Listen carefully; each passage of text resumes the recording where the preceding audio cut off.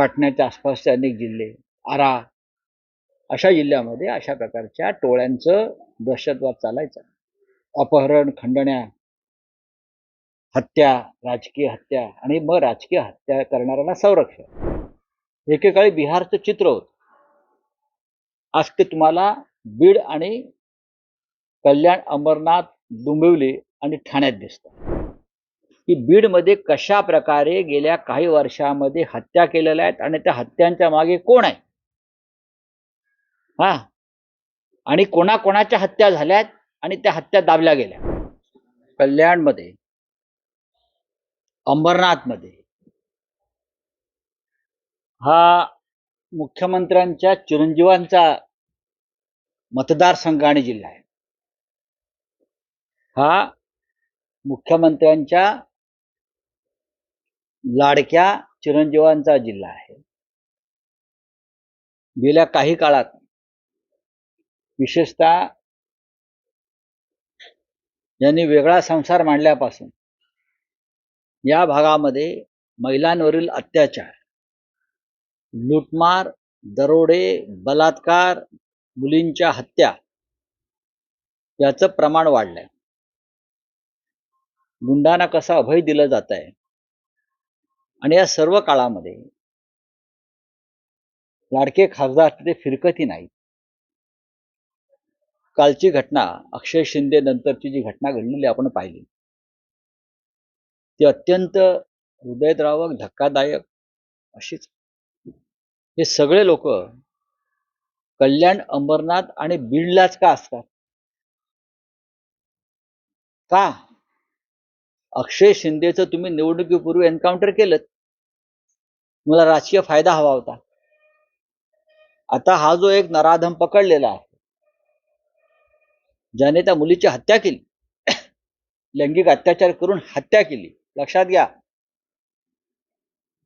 त्याच्या बाबतीत देवेंद्र फडणवीस, राज्याचे उपमुख्यमंत्री, मुख्यमंत्र्यांचे त्या भागातले खासदार चिरंजीव गप्प काय? गप्प काय? हा पहिला प्रश्न. बीड मधलं चित्र अत्यंत गंभीर आहे. लवकरच तिथे माननीय उद्धव ठाकरे सुद्धा परभणी आणि बीडला जातील. कधी ते तुम्हाला कळवण्यात येईल. बीड मधलं प्रकार जो आहे हा बिहार मधल्या अनेक जिल्ह्यामध्ये पूर्वी अशा प्रकारचा दहशतवाद चालाय. गोपालगंज, बरं का, त्यानंतर पाटण्याच्या आसपासचे अनेक जिल्हे, आरा अशा जिल्ह्यामध्ये अशा प्रकारच्या टोळ्यांचं दहशतवाद चालायचा. अपहरण, खंडण्या, हत्या, राजकीय हत्या आणि मग राजकीय हत्या करणाऱ्याला संरक्षण. एकेकाळी बिहारचं चित्र होतं. आज ते तुम्हाला बीड आणि कल्याण, अमरनाथ, डोंबिवली आणि ठाण्यात दिसतं. देवेंद्र फडणवीस यांना मी आज एक व्हिडिओ पाठवलाय, आपण तो पाहिला असेल, आपने देखा होगा. आदरणीय मुख्यमंत्र्यांनी हे पाहावं की बीडमध्ये कशा प्रकारे गेल्या काही वर्षामध्ये हत्या केलेल्या आहेत आणि त्या हत्यांच्या मागे कोण आहे, हा, आणि कोणाकोणाच्या हत्या झाल्यात आणि त्या हत्या दाबल्या गेल्या, ते कोण आहेत, कोणी केलं हत्या, आता एक संपूर्ण माहिती एका व्यक्तीनं दिलेली आहे. आणि मी तो व्हिडिओ सोशल माध्यमाच्या वतीनं लाडके मुख्यमंत्री आदरणीय देवेंद्र फडणवीस यांना पाठवलंय. आपण जर सच्चे गृहमंत्री असाल तर तुम्ही ह्या सगळ्या गुन्ह्यांचा तपास करा. त्यांना अर्बन नक्षलवादाची फार चिंता आहे. इथे अर्बन नक्षलवादी आहेत, तिथे अर्बन नक्षलवादी आहेत. मग बीडमध्ये कोण आहेत? हा, तुमची पोरं आहेत का? बीडमध्ये तुमचे जावई आहेत का पोरं आहेत ज्यांना अभय दिलं जात आहे? बीडमध्ये गेल्या काही वर्षामध्ये 38 हत्या झाल्यात आणि 38 हत्या या राजकीय कार्यकर्त्यांच्या आहेत. त्यातले बहुसंख्य वंजारी समाजाचेच कार्यकर्ते आहेत. आपण पहा की माझ्याकडे माहिती होती, की आज समोर आलेली आहे. 29 तारखेला तिथे एक मोर्चा निघतोय. त्या मोर्चाला राजकीय स्वरूप देता येणार नाही. हा सर्व पक्षीय, सर्व समाज पीडितांचा मोर्चा आहे. सरपंच संतोष देशमुख यांच्या खऱ्या मारेकऱ्यांना अटक करा आणि बीडमधला नक्षलवाद देवेंद्र फडणवीस सांगतात ना, तो अर्बन नक्षलवाद संपवा. कारण त्यांचा तो आवडता शब्द आहे, अर्बन नक्षलवाद. पण अर्बन नक्षलवाद देवेंद्र फडणवीस सांगतात तो वैचारिक असेल आणि इथे या अर्बन नक्षलवाद्यांच्या हातात जे बीजेपीचे कार्यकर्ते आहेत, नेते आहेत आणि मंत्री आहेत, खासदार आहेत, आमदार आहेत, हे अर्बन नक्षलवादी, त्यांच्या हातामध्ये बेकायदेशीर बंदूक आहेत.